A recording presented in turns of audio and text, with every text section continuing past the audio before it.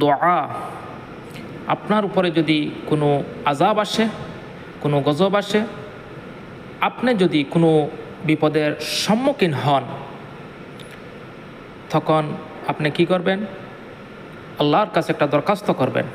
এই দরখাস্তটা করার সাথে সাথে আল্লাহ পাক আপনাকে বিপদ থেকে, আযাব থেকে, অভাব অনটন থেকে উদ্ধার করবে।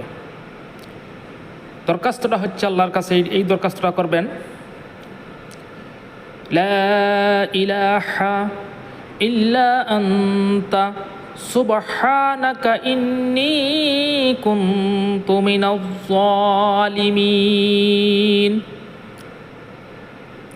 লা ইলাহা ইল্লা আনতা সুবহানাকা ইন্নী কুনতু মিনাজ জালিমিন।